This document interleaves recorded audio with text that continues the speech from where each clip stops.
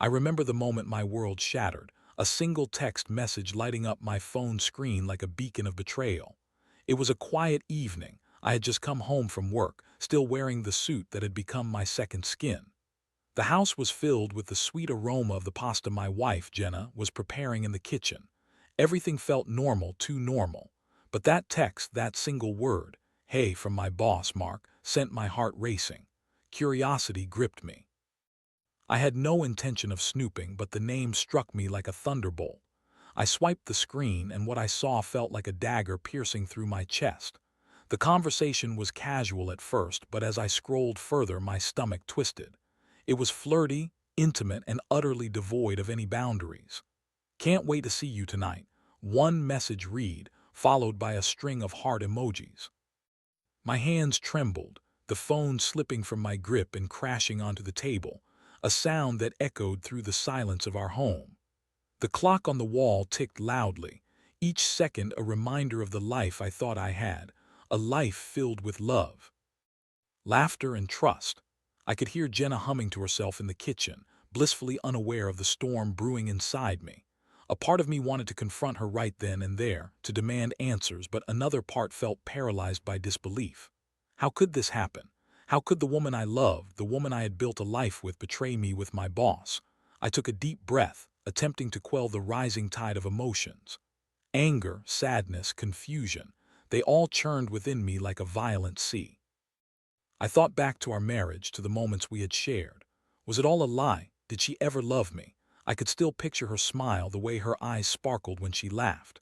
But now those memories felt tainted, overshadowed by this new reality. I needed proof. I needed to confirm what my gut was screaming at me. I waited until Jenna called me into the kitchen for dinner. As we sat across from each other, I could see her smiling, oblivious to the turmoil brewing in my heart. My appetite was gone, replaced by a gnawing sense of dread. I forced down a few bites, pretending everything was fine while my mind raced through scenarios of confrontation. After dinner, I decided to take a walk to clear my head. The cool evening air hit my face as I stepped outside, grounding me momentarily. But even the fresh air couldn't dispel the suffocating feelings inside. I pulled out my phone again, scrolling through the messages, reading them over and over until I could recite them by heart. Anger boiled within me, a fire igniting that I hadn't known existed. I returned home, and Jenna was still in the living room, flipping through channels on the TV. I could see her relaxed posture, the way she tucked her hair behind her ear, and it made my blood boil. How could she act so normal? I felt like a stranger in my own life, a pawn in a game I didn't want to play. I needed to confront her. I needed to shatter this illusion of normalcy. The thought of it filled me with dread, but I knew I had to.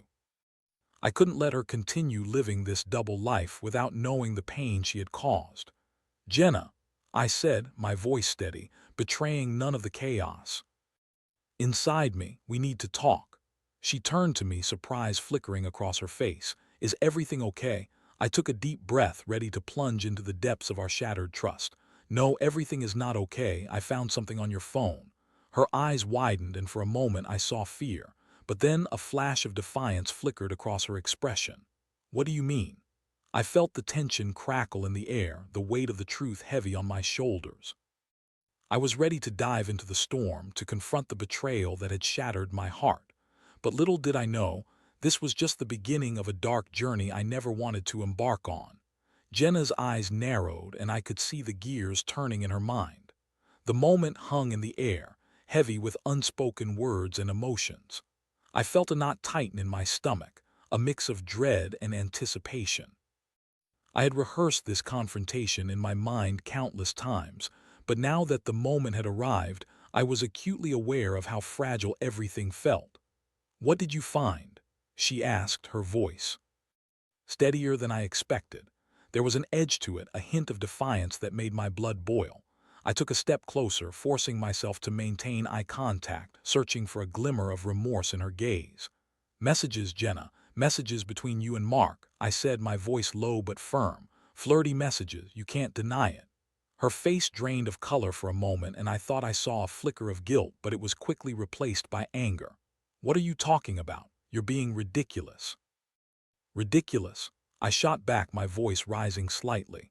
You think I'm being ridiculous? I saw the messages, Jenna. You're having an affair with my boss. I can't believe you went through my phone, she exclaimed, her tone a mixture of outrage and defensiveness. You have no right to invade my privacy like that. I took a deep breath, trying to rein in my escalating frustration. This isn't about privacy. This is about trust.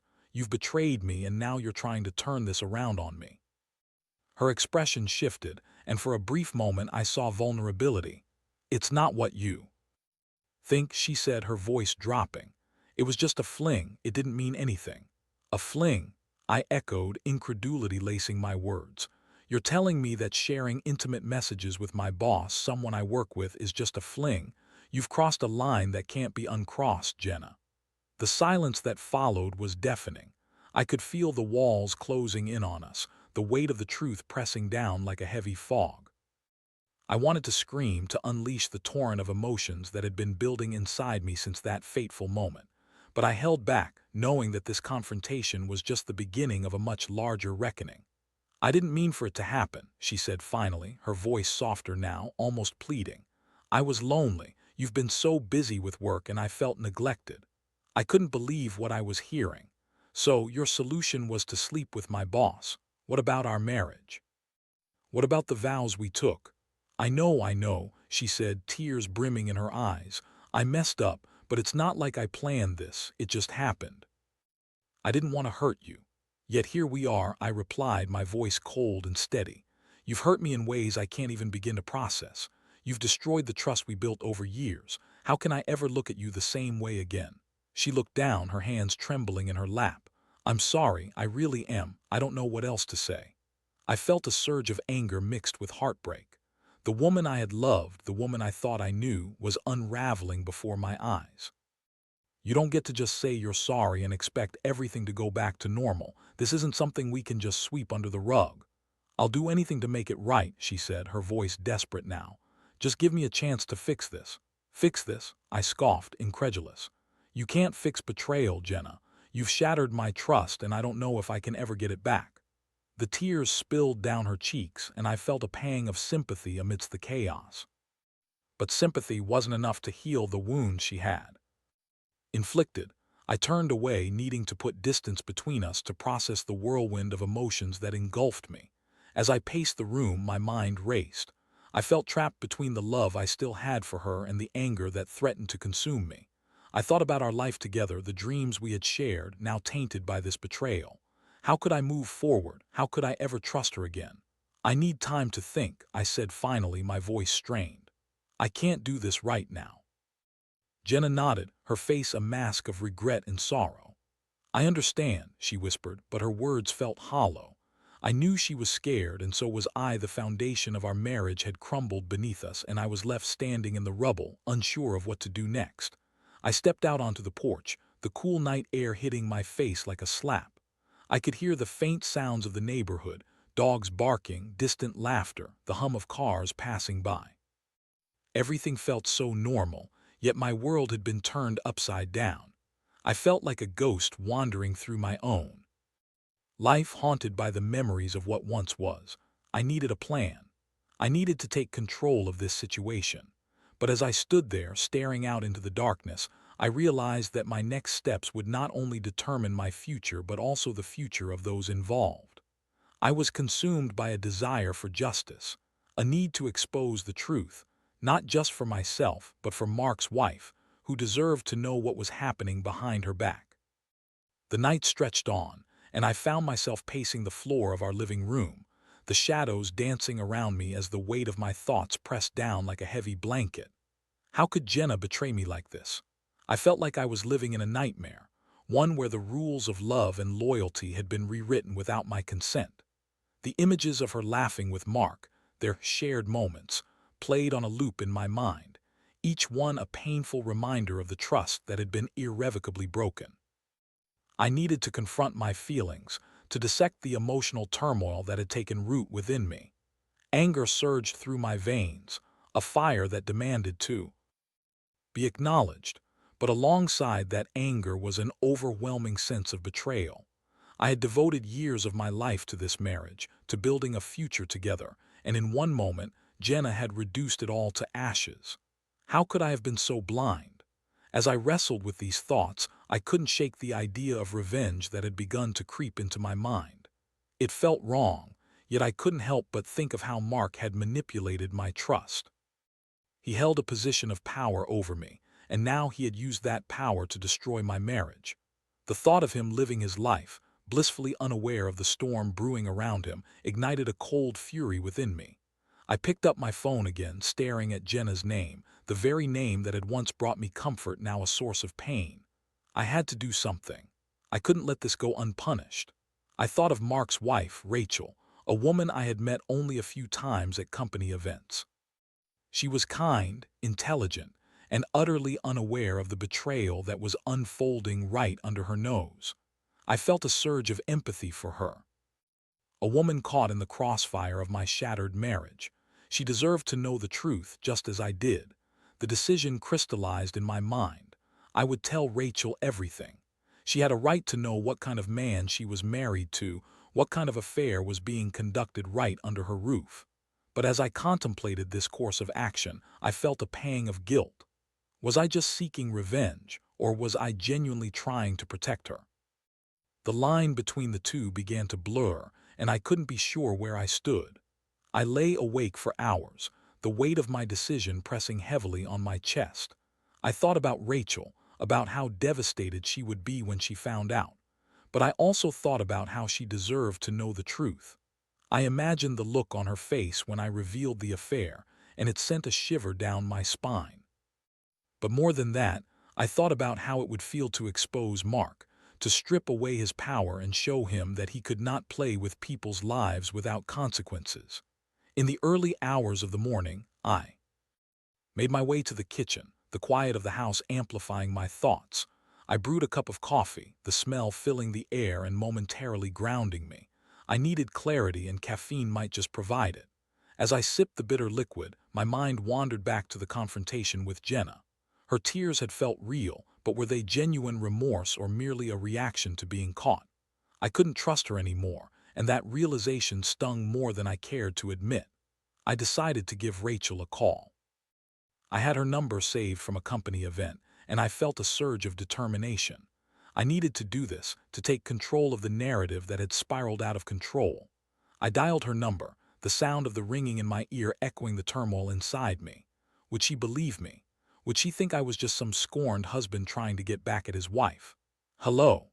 Rachel's voice came through the line, bright and cheerful, completely unaware of the dark conversation that was about to unfold. "Rachel, it's me, Matt," I said, forcing my voice to remain steady. "I need to talk to you about something important." "Matt, is everything okay?" she asked, her tone shifting to concern. "No, it's not. I need to tell you about something that's been going on." "What do you mean, what's wrong?" I took a deep breath, my heart racing. "It's about Mark. He's having an affair with my wife." There was a pause on the other end of the line, and I could practically hear the gears turning in her mind. "What? Are you serious?" "Yes, I am. I found messages on Jenna's phone. They were inappropriate, and it's been going on for a while now. I wouldn't say this if I didn't believe it to be true." "Oh my God," she gasped, her voice shaking. "Are you sure this can't be happening?" "I wish I didn't have to tell you this, Rachel, but you deserve to know the truth. I can send you the messages if you want proof." "Please do," she said, her voice now a mix of anger and disbelief. "I need to see it for myself. How could he do this to me?" Hearing her pain felt like a punch to the gut. I had anticipated her anger, but not the raw vulnerability that flowed through her words. "I'm so sorry," I said, my heart heavy. "I never wanted to hurt you, but you deserve to know what's happening." "Thank you for telling me, Matt. I don't know what to say," she replied, her voice breaking. I hung up the phone, the gravity of what I had just done settling in like a lead weight. I had crossed a line, but in that moment I felt a strange sense of relief. I had taken action, had done something to reclaim my power. Yet the reality of the situation was still dawning on me. I had just set off a chain reaction that would irrevocably change multiple lives, including my own.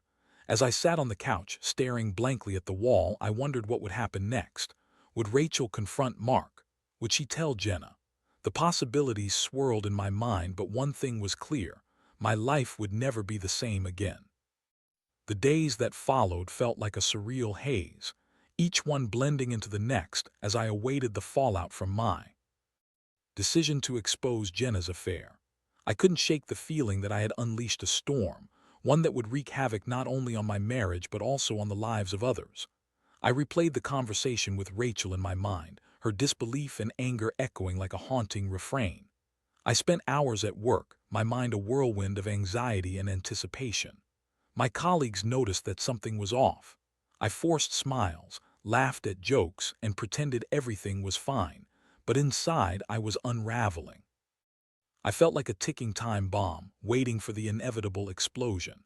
Every time my phone buzzed, my heart raced, expecting a message from Rachel or even Jenna, but the silence was deafening.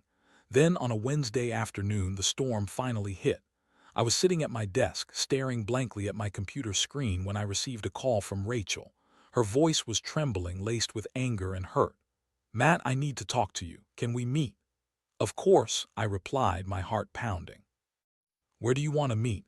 "Let's meet at that cafe around the corner from your office," she said. "I'll be there in 20 minutes. I hung up and felt a mix of dread and anticipation. Part of me wanted to run away, to hide from the impending confrontation, but I knew I had to face it. I gathered my things and headed to the cafe, my mind racing with possibilities. What would she say? How would she react? When I arrived, Rachel was already there, sitting at a table in the corner, her hands wrapped around a steaming cup of coffee. She looked beautiful but utterly devastated. Her eyes were red-rimmed, and there was a tension in her shoulders that spoke volumes. I took a seat across from her, and for a moment we both just stared at each other, the weight of unspoken words hanging heavily in the air. "Thank you for coming," she said finally, her voice shaky. "I've been trying to process everything." "I wish it didn't have to be this way," I said, my heart aching for her. "I never wanted to hurt you." "I know," she replied, her voice low. "But it's hard to wrap my head around the fact that Mark would do this to me. I thought we solid marriage." I felt a pang of guilt. "You did. I'm so sorry you have to go through this." She took a deep breath, a flicker of determination igniting in her eyes. "I confronted him last night. I couldn't just sit back and let this go. I demanded answers." My stomach dropped and I leaned in closer. "What did he say?" "He denied everything at first," she said, her voice rising with anger. "He tried to twist it around, saying it was all a misunderstanding, that I was overreacting. But when I showed him the messages you sent me, his face went pale. He couldn't deny it anymore." I swallowed hard, a mix of relief and dread washing over me. "What happened next?" Rachel's expression hardened. "I told him I wanted him to move out. I won't share my life with someone who can't respect me or our marriage. I deserve better than that." Her words struck a chord deep within me, and I felt a flicker of admiration for her strength. "I'm proud of you for standing up for yourself," I said, my voice earnest. "You deserve someone who treats you right." Rachel nodded, but her eyes were filled with sadness. "But what about you, Matt? What's going to happen to you and Jenna?" "I don't know," I admitted, rubbing the back of my neck in frustration. "I feel lost. I never thought I'd be in this position." "I can't imagine what you're going through," she said softly. "But I want you to know that I appreciate what you did. You opened my eyes to the truth, even if it hurt." We sat in silence for a moment, the weight of our shared pain hanging between us. I felt a strange bond forming, two people caught in the crossfire of betrayal, both trying to navigate the wreckage of their lives. "I think I want a divorce," Rachel said suddenly, her voice steady. "I can't stay married to someone who would betray my trust like this. I need to focus on myself right now." I nodded, understanding her decision. "That's a brave choice. You deserve to find happiness, even if it takes time." "Thank you, Matt," she said, her voice softening. "I appreciate your support. It feels good to talk to someone who understands." As we finished our coffees, I felt the weight of our conversation settle over me like a heavy cloak. Rachel was strong, but I could see the cracks in her facade. I wanted to help her, but I also knew I had to focus on my own situation with Jenna. After we parted ways, I returned to my office, my mind racing. I felt like I was standing at a crossroads, unsure of which path to take. I needed to confront Jenna again, to lay everything bare and figure out what our future would hold. That evening, Jenna was waiting for me when I got home. She looked anxious, her eyes darting around the room as if searching for a way to bridge the chasm that had formed between us. "Matt, can we talk?" I nodded, my heart pounding. We need to. I spoke with Rachel today. Her expression shifted, a mix of fear and defiance. What did she say? She knows about the affair, Jenna. I told her everything, I replied, my voice steady, and she's decided to leave Mark. For a moment her face went pale and I could see the realization hit her. You told her, why would you do that? Because she deserves to know the truth, I said, my voice rising. Just like I deserve to know what was happening in my marriage. You've betrayed me and I won't stand for it. Jenna's eyes filled with tears and she stepped closer, desperation in her gaze. I'm sorry, Matt. I didn't mean for it to happen. I made a mistake. Please, let's work through this together. I don't know if I can, I said, my heart aching. You've broken my trust in a way that I don't know how to repair. I need to think about what I want, about what's best for me. As I looked into her eyes, I saw a mixture of remorse and anger, a complicated tangle of emotions that mirrored my own. But I also saw a woman who had made choices that had led us to this moment, choices that had consequences we could no longer ignore. The path ahead was uncertain, but one thing was clear. I was done being a pawn in someone else's game. I was ready to take control of my life, even if it meant facing the painful truth of what lay ahead. The days following my confrontation with Jenna were filled with a heavy silence, the kind that seeps into the bones and lingers long after the words have been spoken. I felt like I was living in a limbo, caught between the past I had known and the uncertain future that loomed ahead. The tension between us was palpable, every glance, every word weighed down by the betrayal that had shattered our marriage. I spent most of my time at work, pouring myself into projects and meetings, trying to distract myself from the chaos at home. But no amount of work could silence the thoughts racing through my mind. I replayed every moment of my relationship with Jenna, searching for signs I had missed, clues that might have hinted at her discontent.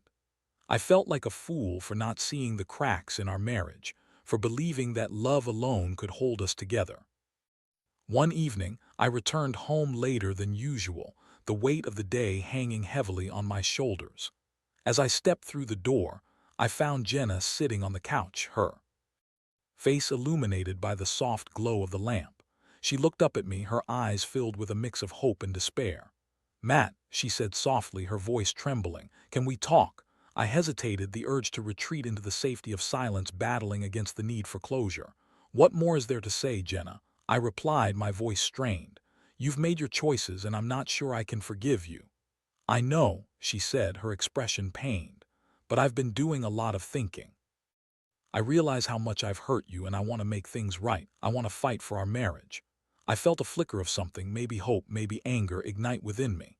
How can you say that? You've betrayed my trust in the worst way possible. What makes you think I can just forget that? I don't expect you to forget, she said, tears brimming in her eyes. But I'm willing to do whatever it takes to rebuild what we had. I love you, Matt. I made a terrible mistake and I'm so sorry. Her words cut through me like a knife, awakening the love I still felt for her, albeit buried beneath layers of hurt and anger. Love isn't enough when trust is gone, I replied, my voice thick with emotion. You've shattered everything we built together. I know, she whispered, her voice breaking, but I want to prove to you that I can change. I'll go to counseling. I'll do anything, just please don't give up on us. I looked into her eyes, searching for sincerity. I wanted to believe her, to think that there was a path forward, but the scars from her betrayal were deep. It's not that simple, Jenna. I need time to think about what I want. I can't just jump back into this without knowing if it's what I truly want. She nodded, her face falling. I understand. I just hope you'll consider it. I don't want to lose you. I walked away from her, my heart heavy with conflicting emotions. I loved her, but I was also terrified of being hurt again. The thought of starting over felt daunting, and yet the idea of walking away from everything we had built together was equally terrifying. As I lay in bed that night, staring at the ceiling, I thought about Rachel. She was moving forward with her life, taking control of her situation, while I felt stuck in a cycle of indecision. I had to make a choice, about Jenna, about my future, and about what I wanted for myself. The next day, I decided to meet with Rachel again. I needed to hear how she was coping, to understand how she was managing the fallout from her own marriage.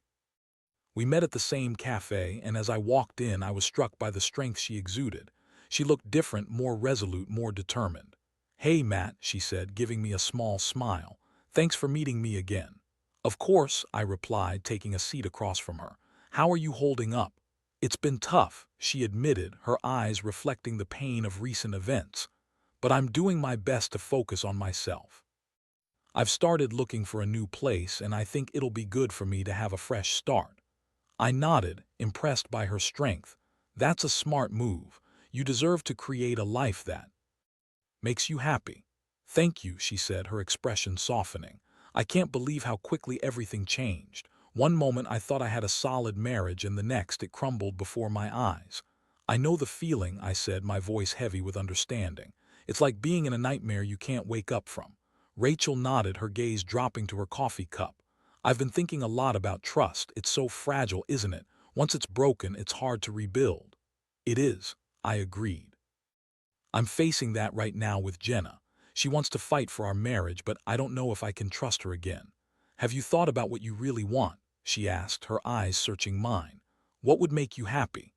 I took a deep breath, the weight of her question pressing down on me. "I want to feel secure again. I want to know that I can trust the person I'm with. But I also don't want to throw away everything we built together without truly considering it." Rachel leaned forward, her expression earnest. "You need to do what's right for you, Matt. Don't rush into a decision just because you feel obligated. You deserve to be happy." Her words resonated deep within me, and I realized that I had been so focused on Jenna's feelings and the damage she had done that I hadn't truly considered my own happiness. I had to prioritize my own well-being, even if that meant making difficult choices. As we talked, I felt a sense of clarity wash over me. I needed to confront Jenna again, to lay everything on the table and make my intentions clear. It was time to decide whether I wanted to try to rebuild our marriage or walk away for good. When I returned home that evening, I found Jenna in the living room, her expression hopeful yet apprehensive.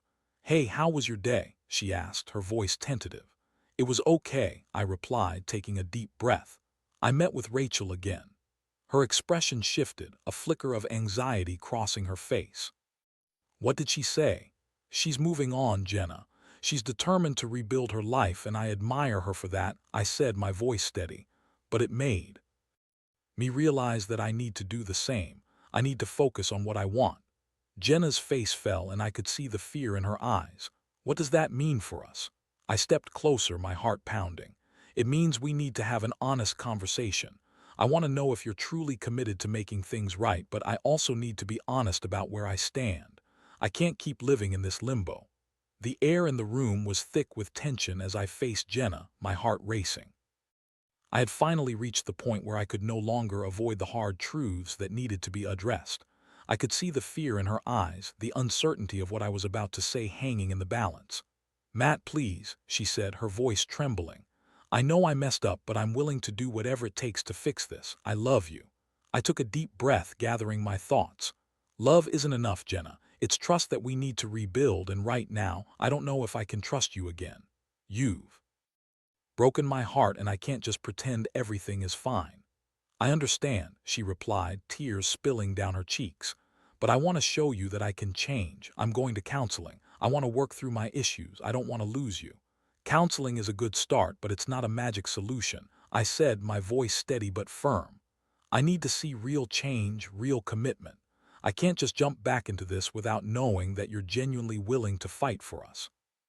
"What do you want, then?" she asked, desperation lacing her words. "Tell me what I can do to prove myself to you." I paused, weighing my words carefully. "I need time, Jenna, time to figure out what I want and whether I can move past this. I'm not saying we can't work on our marriage, but I need to take a step back and really think about it." She nodded, her expression a mixture of sorrow and understanding. "I can give you space, but please don't shut me out completely. I want to be here for you while you figure this out." I appreciated her willingness to give me space, but I also knew that it wouldn't be easy. The road ahead would be fraught with challenges, and I had to prepare myself for the possibility that I might not want to continue the marriage after all. The next few weeks were difficult. I continued to see Rachel occasionally, and our friendship grew stronger as we shared our experiences. We both found solace in each other's company, two people navigating the wreckage of our marriages. I admired her resilience, her determination to move forward and create a life for herself. As Jenna attended counseling sessions, I kept my distance, giving her the space she requested while also reflecting on my own emotions. I started journaling, writing down my thoughts and feelings as a way to process everything. I recalled the good memories with Jenna, the laughter we shared, but I also confronted the reality of her betrayal. One evening, after a particularly exhausting day, I found myself sitting on the couch, staring blankly at the television. I picked up my phone and scrolled through my messages, pausing at the text from Rachel. She had sent me a supportive message earlier that day, reminding me to take care of myself. I felt a sense of gratitude for her presence in my life, but I also recognized that she wasn't the solution to my problems. I needed to make my own choices, to find my own path forward. After a few weeks of distance, I decided it was time to confront Jenna again. I wanted to lay everything out on the table, to make my intentions clear about our future. When I walked into the living room that evening, Jenna was sitting on the couch, a nervous expression on her face. "Hey, how was your day?" she asked, her voice tentative. "It was all right," I replied, taking a seat across from her. "I've been thinking a lot about us, about what I want moving forward." Her eyes widened and I could see the hope flicker in her expression. "What did you decide?" "I want to be honest with you, Jenna," I said, my voice steady. "I think we need to separate for a while. I need time to figure out if I can trust you again, if I can truly forgive you. I can't rush into a decision about our future when my heart is still so broken." Jenna's face fell and I could see the pain etched across her features. "I understand," she said softly, tears welling in her eyes. "I just wish it didn't have to be this way." "I do too," I replied, my heart aching for her. "But I believe this is what I need right now. I need space to heal and to think about what I truly want." "I'll respect your decision," she said, her voice barely above a whisper. "But please know that I love you and I'll do everything I can to prove that I can change." I nodded, feeling a mix of sadness and resolve. "I appreciate that, but this is something I have to do for myself. I hope you can understand." As I walked away from the conversation, I felt a sense of clarity wash over me. I was taking control of my life, making decisions that prioritized my own well-being. It was a painful choice, but I knew it was necessary for my healing. Over the following months, I focused on myself, attending therapy sessions and exploring my feelings about love, trust, and betrayal. I began to rediscover who I was outside of my marriage, taking time to engage in activities I had set aside for years. I reconnected with friends and found solace in their support. Jenna continued her counseling, and we maintained a respectful distance. We would check in occasionally, but the conversations were focused on healing rather than rekindling our relationship. Eventually, I decided to meet with Rachel again. I had been following her progress and admired her strength. We met at that same cafe where we had shared so many conversations, and I could see the determination in her eyes. "Hey, Matt," she said, giving me a warm smile. "How have you been?" "I've been working on myself," I replied, feeling a sense of pride in my progress.